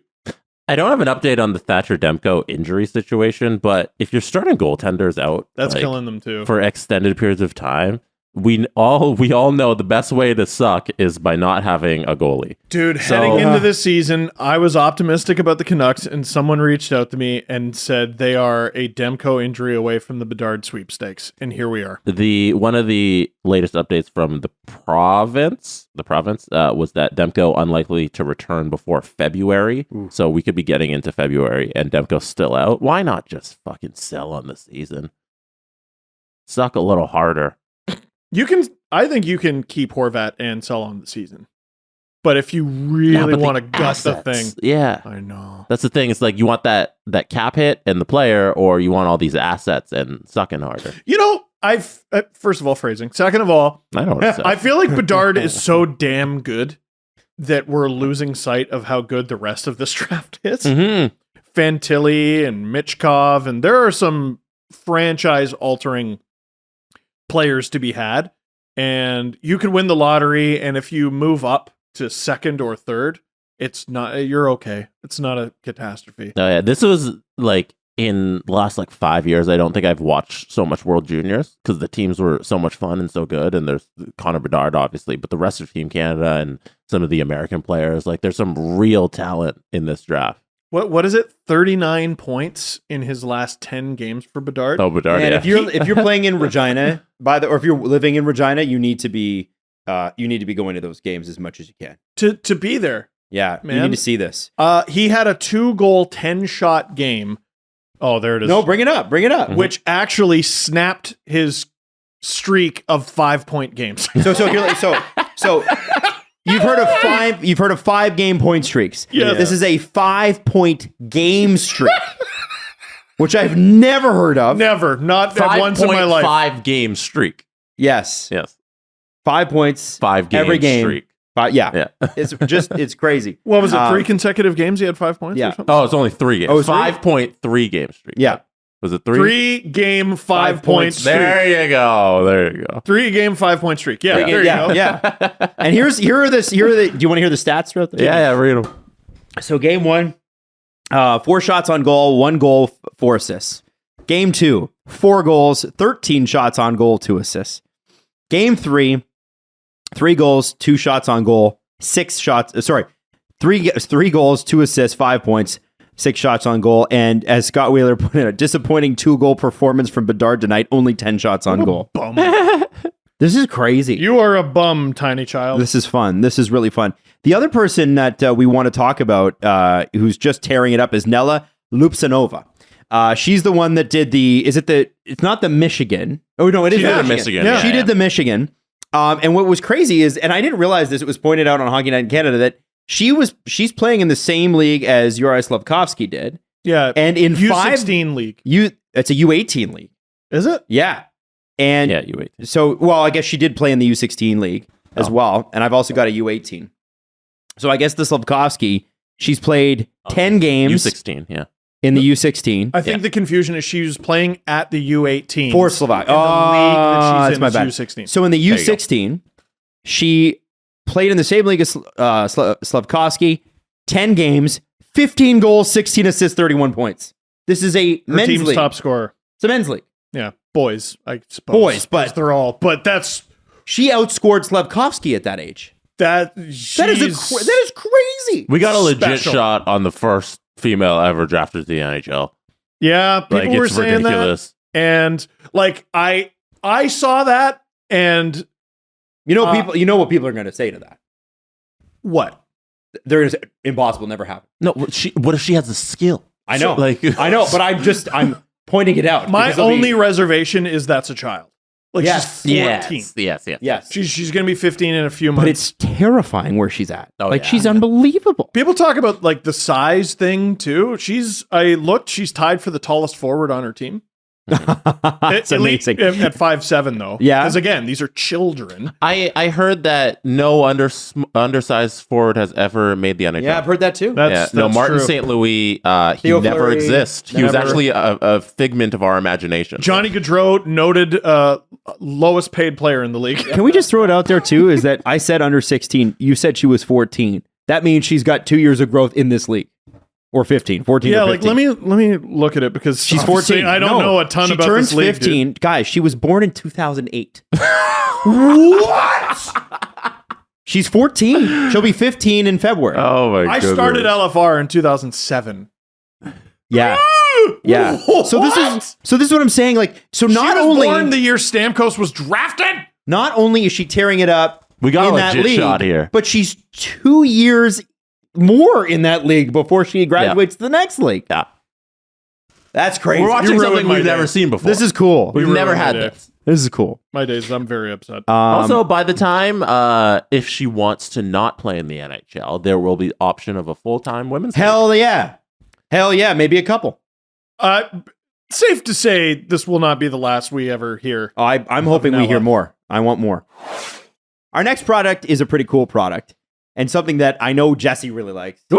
Specifically. Big boats! Athletic Greens. No. Athletic Greens. Oh. And Jesse likes it because, like most people, Jesse is my in love ears. he's in love with Lewis Hamilton. Ah, That's Lewis. right. Oh, Mercedes AMG. So Jesse, tell me something. yes. Most green drinks Yeah. taste like they're green drinks. Oh, yeah. Athletic Greens. Delicious. Actually? Yeah. No, No BS. There's it comes with a little like plastic Athletic Greens bottle, and you pour the little powder in there, and then you add some water, and then you shake it, and then you just drink it. How do you It's do perfect. it? What do you do? Yeah, shake it. That's right. 75 high-quality vitamins, minerals, whole food source superfoods, probiotics, and adaptogens to help you start your day right. It will help your nervous system, your immune system, your energy, your recovery, your focus, your aging, all of those things. Right now, it's time to reclaim your health and arm your immune system with convenient daily nutrition, especially heading through flu and cold season, right? Because, hey, we're in it, but we're not through it. You know what I'm saying? Feels like we've been in it for 3 years. It does. It's just one scoop with a cup of water every day. And Jesse, what do you do with it? You drink it. No, come on. No, after you Shake it. you Thank you. drink it. To make it easy, Athletic Greens is going to give you 1 free year supply of immune-supporting vitamin D and 5 free travel packs with your first purchase. All you have to do is go to athleticgreens.com/SDP. That's athleticgreens.com/SDP to take ownership of your health and pick up the ultimate daily nutritional insurance. Gonna need you to show me how to shake it again. This episode is sponsored by BetterHelp. Now, this is, as of this recording, it's called Blue Monday. But this week is known as one of the hardest weeks of the year for people. They call it the most depressing day of the year, believe it or not. That's why they call it Blue Monday. January? I could do without it. Yeah, honestly, yeah. You could skip January. You could skip January. Could we do an 11-month calendar? Yeah, 12's too many. Yeah. 11. Listen, if you're feeling a little bit down or you're feeling like you want to speak to somebody, BetterHelp might be for you. The thing that they do that is different from a lot of different places is you're able to connect with somebody the way that you want to connect with them, meaning that if you want to do a video chat, that's fine. If you want to just do it on the phone, that's fine too. If you want to just do text, that's all you're comfortable with. BetterHelp obviously personalizes that experience for you. And if you're not feeling it with your therapist, that's okay. They're going to match you with somebody else too. And so the whole thing about therapy is finding that person that you feel like you click with and you feel like that you can speak honestly to. And BetterHelp definitely helps with that. So if you're thinking of giving a therapy a try, BetterHelp is a great option, convenient, flexible, affordable, and entirely online. So if you want to live a more empowered life, therapy can get you there. Visit BetterHelp.com/STP today to get 10% off your first month. That's BetterHelp.com/STP. Think you know which way it's going to go? Make your bet at Sports Interaction. Whether it's hockey, basketball, or the road to the Super Bowl, get in on all the action at Sports Interaction. Bet pregame, live and play, or win any of the many prop bets. Sports Interaction makes it easy to deposit, play, and cash out. Join now to see all that sports betting has to offer. If you want to bet, head to sportsinteraction.com/SDPN. That is sportsinteraction.com/SDPN. 19 plus, please play responsibly. Okay, so let me ask you guys this. Shit! So, What's wrong? Oh, it's just the 2008 thing fucked me up. I'm sorry. It's going to happen more and more now. Wow. Anyway, so let's talk about this. John Davidson, not to be confused with the former longtime Columbus Blue Jackets John Davidson. This is the other John Davidson from Chicago. You're talking about Kyle Davidson. Kyle Davidson, that's it. Yeah, Not they John have Davidson. different names. Kyle. That's why we shouldn't get them confused. That's why we shouldn't get them confused. That's why I get them confused. Kyle Davidson, Chicago Blackhawks. When the Chicago Blackhawks made the moves they made, including with the Toronto Maple Leafs at the draft, people said, whoa, Dubas fleeced him. Can you believe they took that entire Peter Mrazek contract? Can you believe they did this? Can you believe that? And I'm looking more and more at this, Stupid and I'm like thinking like, maybe this guy's a genius. The Peter Mrazek trade is the best thing the Chicago Blackhawks could do to accomplish their goal, which should be and must be drafting Connor Bedard. Yes. This weekend, Peter Mrazek let in 4 goals on 5 shots before he was replaced with Alex Stalock, Who allowed 2 goals on his first 6 shots. Right. Also bad. Peter Mrazek's He's had a great season. save percentage was 200. And on the season this year, his I've never seen that. His save percentage on the season this year so far in 16 games is .875. His goals against average in those 16 games, guess. Fucking guess. 4.1. Jesse. 4.0. 4.26, gentlemen. Whoa!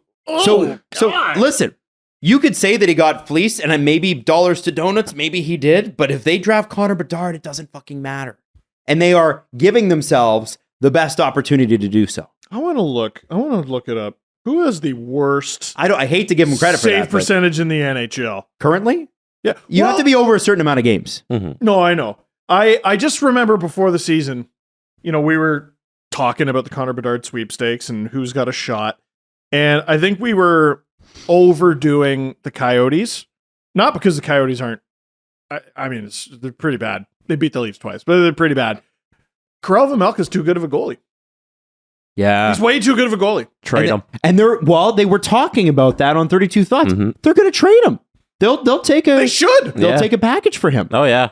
They should. Look how many teams are Needing looking a goalie? for a goalie. Yeah. And he signed to an unreal deal. What's $2 million for a Under couple more 3. years? Oh, yeah. It's under 3. It's an extraordinary deal.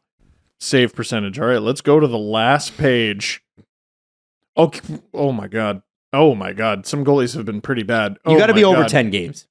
Peter Mrazek, out of 83 goalies who have played in the NHL this year, is ranked 69th. Ooh, nice. Out of goalies who have played 10 or more games, he is 1, 2, 3. He is 4th last. And like the other guys, they're kids, basically. Yeah. Or like they're not goalies who you would expect to be starters on any team. There's Connor Ingram.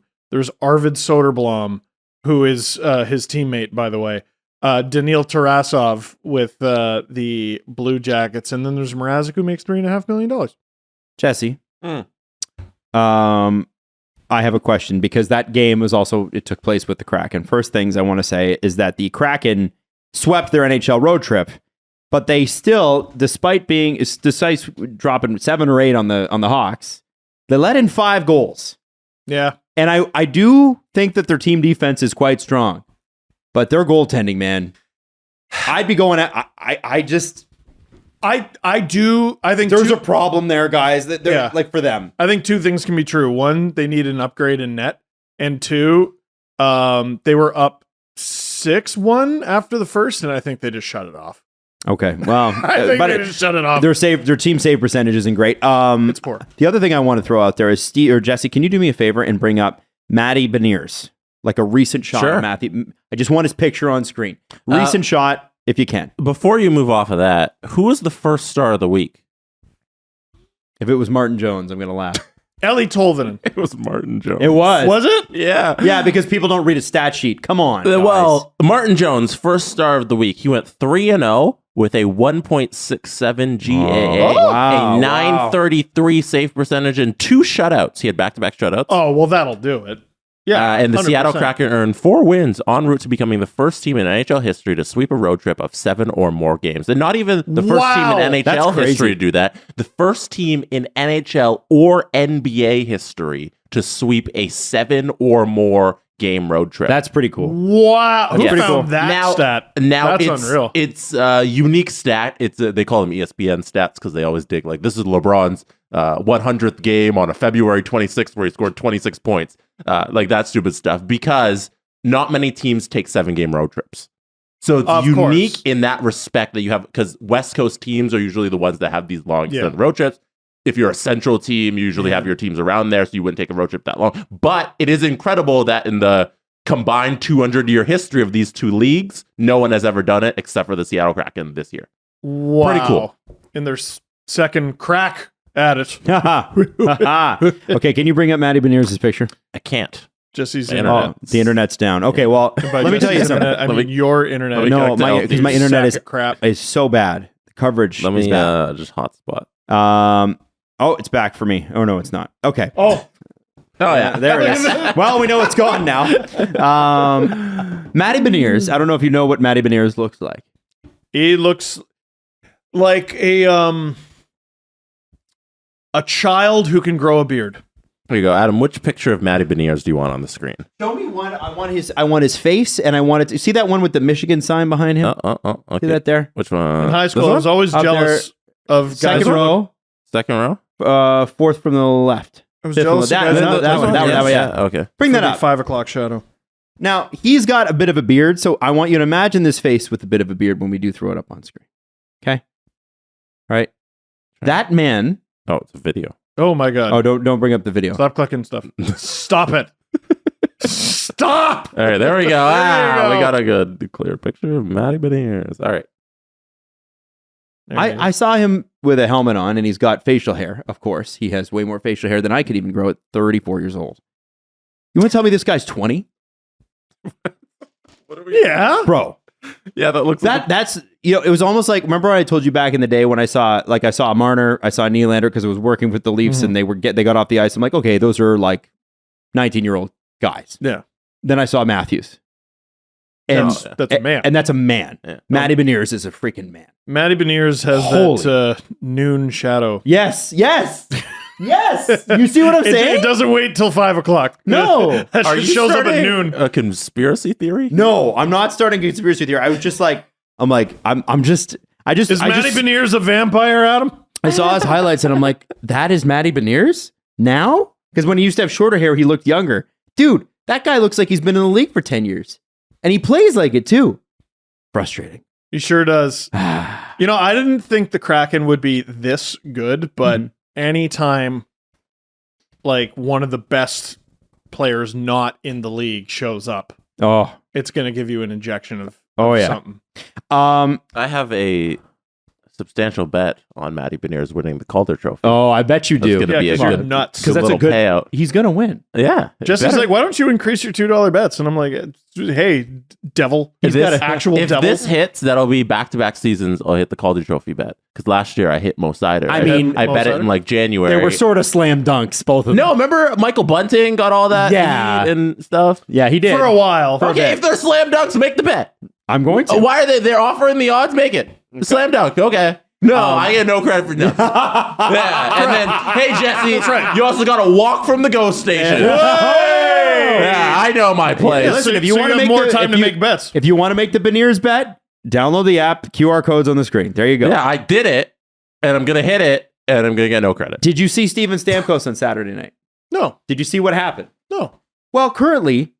Well, going into Saturday, Steven Stamkos sat at 499 goals. Oh boy, he's really struggled to get over 500. That's right. Feels like he's been there a while. It feels like he has, right? Okay, so let me ask you this. Have you seen any headlines about him hitting 500? No.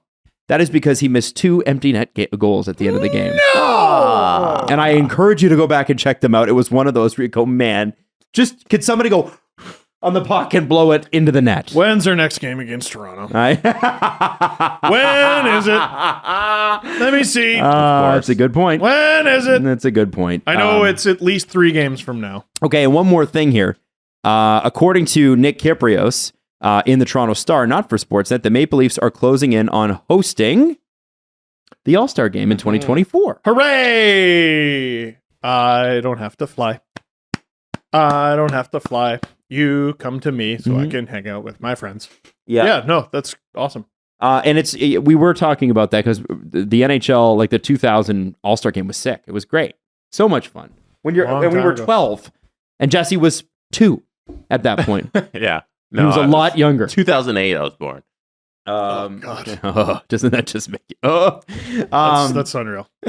That's so the All-Star Game was at the Air Canada Centre. Then previously, Toronto has hosted 8 NHL All-Star Games, but they were all through 1947 to 1968. Oh, jeez. Can I say that this is a bad idea? Why is this bad? Why? The NHL All-Star Game should be about growing the game in different markets. It should never go to Toronto before it goes to a place like Seattle that just got a team with a brand new arena. Point. What the hell are we doing here? I do agree. You have to bid on it. You do have to want it. You do have to want it. Like sure. they bid on it, and I don't know if Seattle has. Hello, my name is Gary Bettman. I'm telling you must bid on this because I'm the boss of things. Yeah, that's true. how bidding works. You like your job? I got it for you. Now, you also do have to keep your foothold. And I'm not saying the Leafs are at risk of losing it, but dude, they haven't had it in 23 years. The Raptors won a championship. The Blue Jays are getting a lot of attention. You can't just neglect one of your top markets forever. There should be a reason for the Leafs to hold the All-Star Game, and it should have been, if you want to do it soon, make it the 25th anniversary of the last time. Have an excuse to do it. That's at least a round number where it's like, oh, this is the reason we're doing it. Don't just throw it there because you need to put an All-Star Game there. Like, have an excuse at least. Who cares? I think there are other markets who deserve it more. Toronto doesn't. I don't hate that. I don't hate that POV. I don't hate that POV. Yeah. Outside of Seattle, I don't see your argument. Vegas could be good to have one in Vegas. Did they already? Oh, they had one in Vegas. They just did last year. Idiots. They're going to Florida. Like, I think the Florida this year, obviously. Oh man, I feel like every underserved southern market. Like, I'd love one in Anaheim. Vegas, Florida, and Nashville are not underserved. They get everything. And Arizona is going to get it once the arena's done. Yeah, they'll have theirs. Gary, that makes before, perfect sense. as they should. Steve, and you're like, oh, what other market? All of them. Just name all of the markets that aren't the top, like, original 6 big markets. Now, there's nothing to having the All-Star Game at Madison Square Garden. Now, you probably don't. I don't think they really need it. You probably don't. It's New York. You probably don't make money off the All-Star Game. Like, you probably break even. But, like, I almost wonder about a franchise like Carolina, whose owner is notoriously a spendthrift, will spend on things that he needs to. Great fan base, great team. But, like, yeah, sure. Do they deserve it before Toronto does? Yeah, absolutely. But is the owner willing to spend? And the Toronto ownership is willing to spend. And that's why I wonder about them kind of being in there. Because again, Jesse's right. Like, you want to grow the game, and that's what it should be there for. I completely agree. But the ownership has to want to spend on it because they're the ones that are going to foot the bill. Can you make money back? I do have a theory. Mm-hmm. Canadian teams missed out on a lot of revenue over the last few years. Good point. Because of COVID? Yes, because nobody was allowed in the arenas. So let's get fans into the building. Let's generate that revenue for a game that previously was not there. Right? I doubt it makes the same dent that, I don't know, 40, 50 missed home dates gets you, but it's something. I'm going to tell you right now, the Anaheim Ducks deserve an All-Star game. No, they don't. Yep. Get an All-Star. They need it more than Toronto. They need a better team first. They need a better can't. No, they it has can't be nothing this- to do with your team. No. They have Trevor Zegras. Are you kidding me? You need a better Make team it than the that. Trevor Zegras All-Star Game. Hello, welcome to the Trevor Zegras Celebrity All-Star Game, where I do fancy stuff with my stick. They deserve that so much more than Toronto. I think you got Seattle on that list as well. Let me see who else. You was want to recently not capitalize hosted. on good momentum already. Who won the I dunk think. contest last year? I don't know who won the dunk contest. No, No, I'm no. asking you guys. I don't know. Do you want me to look it up? Well, because it's like building the entire All-Star game around that. The NBA All-Star Game is kind of built around the dunk contest. For many years, it was. Yeah, It was the biggest attraction. and it's cool when the stars are involved. I'm sorry.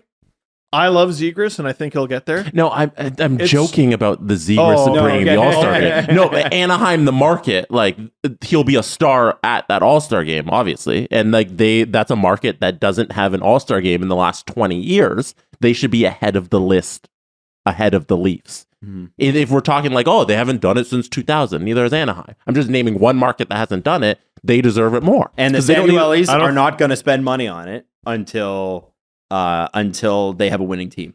They are also a team that doesn't spend to the cap unless they're winning. You got to feed your cash cows too. I'm sorry. Like, what is wrong with holding the All-Star game in Toronto at least once every 24 years? Come on, man. Pittsburgh Penguins. What about him? Pittsburgh deserves an All-Star Game. So does Hamilton. Hamilton. They got the trying to Winter take Classic, team. man. I think that Yeah. was pretty good. Yeah, no. Yeah, or Heritage I Classic. just or whatever it's think, called. I don't understand the purpose of going to Toronto to do an All-Star Game. Well, you I just think want to fly somewhere. that's what it is. You just want to go on a trip. They- Let's talk about what they this turn is. down my credentials every time. Did they turn us down, by the way? I think I haven't received a confirmation, so Can you check right now? no. Check It's in his live on the email. show. I could probably do it. Hold on. Okay. All right. Well, while he's doing that, Use your phone if Adam's I think it would be really Bell nice. internet doesn't work. It's good. probably Bell. Sometimes it's good to water the part of your garden that is already green as well. So I Yeah. don't mind Toronto getting it. I think it's great. Why not? I also think it's great. I remember how special it was for me when I was a little boy and I went to I don't even think I went to the game or the skills competition. I think I just went to they had like a whole thing in the convention center with a whole bunch of NHL stuff, and I was just in heaven. It was the best. the best. And Jesse says, nope. No, screw your kids. I don't. All the Toronto kids who want to go to the All-Star Game, Better- boo-earns. Get in an airplane, you losers.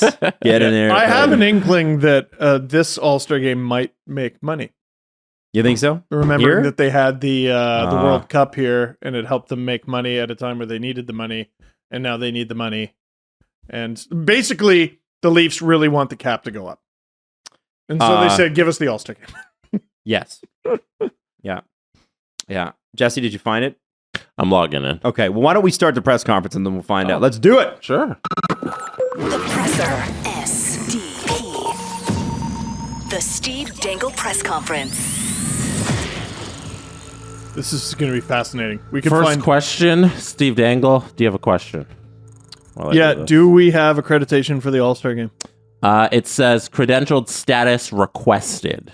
So I have not been approved, which I'm gonna assume. Oh, I means misread it. It's gonna mean no, because if they're waiting this long, like this is what happened at what did I apply to last time? It was the draft. Mm-hmm. I thought it was the Hamilton game. Wasn't it? Was it the Hamilton game? I think thought so. it was. Yeah, it must have Yeah. been. Against Buffalo. Yeah. Anyway, so There's no yeah, one you can email and be like, hey, just I could, but I'm not annoying the NHL. annoy them. Who cares? Because they'll just be like, "Oh, you've already submitted your request. We will review it." You know, like they'll give me a fucking corporate answer. You know? Yeah. Well, I got to book a flight. I got to Yeah. and buy shorts. I blame Let's this on play the Steve. Canada angle. I I blame got this to. on Steve's. Gary's seen the podcast. We're never getting it. I agree with that. Okay, Mr. I co-host a show with Alan No, Walsh. it's definitely you. Gosh darn it. Okay. First question, Jess. I'm waiting for Discord to Oh, upload. okay. and update. It does this every time now. Oh, does it? Yeah. Cool. Well, What do we want to do, guys? what do you want to do? Wrap the show. Yeah. Okay. No questions? No, All right, I no was questions. kidding. I was kidding. Yo, hey, whoa. Calm down, everybody. No, we're good. You can't load it on your phone? Do you have the comments from the press conference? Okay. So who wants to hear press conference stuff? Woo! Jim Rutherford has arrived, according to Thomas Drance. Well, that's good. He showed up. Tweet number 2, I felt immediately that it had been looked into. Rutherford says of the comments by Quinn Hughes about the Tanner Pearson situation. Rutherford says he spoke with everyone involved and couldn't find anyone with whom Pearson expressed concern. Dr. William Regan says that in the course of doing this review, I'm provided a timeline of a course of treatment for Tanner Pearson and his injury. So he provided that, and he said he's prepared his report and that his top priority is Pearson's safety and full recovery. Dr. William Regan walked them through the process by which injuries are identified and surgery can be opted for at the NHL level. He's speaking generally, noting that he's limited in what he can reveal on Pearson specifically due to privacy concerns, which you can understand. Complications do arise, he says. I will tell you that in this case, that the surgeons involved with Tanner Pearson are experienced and internationally known. Regan notes that he'd use these surgeons to treat his own family. Dr. Henry Cease, who's another person, it's not a new medical staff completely, notes that he conducted a review last season, worked with Patrick Alvin to ID the new medical team. My team has a vast amount of experience. Cease says there's confidence in staff from management. Rutherford says that he hasn't heard from the NHLPA yet. His understanding is that they're meeting on the issue today. If it comes and there's issues that crop up over the course of further review, the primary concern will be going to get it right. Dr. Bill Regan declined to confirm any prognosis or timeline on Tanner Pearson into next season. Jim Rutherford said, hopefully the right things were done, and if they weren't, hopefully they are going forward. What a waste of everyone's time. I told you it would be. What a waste of everyone's time. Rutherford said there's no rush to get him back. We want him back at 100%. That's about Thatcher Demko, who is exceeding his original injury timeline. We feel he has progressed, and that's what we hope for. We hope to see him back here in the relatively near future. About himself, Jim Rutherford said, I'm disappointed in the job I've done to this point. He's disappointed in his ability to carve out cap space, insists the issue with the team isn't the core, but, quote, we may have to do some things beyond what I thought we might have to. Canucks have moved, per Rutherford, from needing, and I don't know why he used this, quote, minor surgery to major surgery. And he means that on the team. Oh, dear. And then as of 43 seconds ago, so I'm assuming this press conference is ongoing, we haven't had the opportunity to take those steps. We're stuck with the contracts that we can't move. Until we move out or until they expire, it's going to be hard to take those steps. Jim Rutherford is striving to have the most people who know they've already been fired per. Dude, Tyler Myers, Oliver Ekman-Larsson, Bruce Boudreau, who else? Holy shit, Jim. Come on, man. Take that mic away from him. Actually, wait, we have a show. Give him 2 mics. I can't get to my questions. So it's not working. Okay, no questions. We'll do that next time. Yeah. All right. Cool. Next time. Cool. The press conference was a literal press conference. There it is. It worked. So, hey, listen, we'll see you next time. Wednesday is the show. We're getting ready for that Jets-Leafs game with Dave. And I believe Dave's going to be there. And I think he's pretty excited about that. Big Leafs fan, Dave Bastel. Why would you be excited to watch your team lose? Oh, they're number 1 in their division. Yeah. In the conference. The Jets. Poop conference. Poop. The Steve Dangle Podcast. Powered by Sports Interaction, Canada's sportsbook. Follow the guys on Twitter at Steve_Dangle, at Adam WYLDE, and at Jesse Blake. Connection.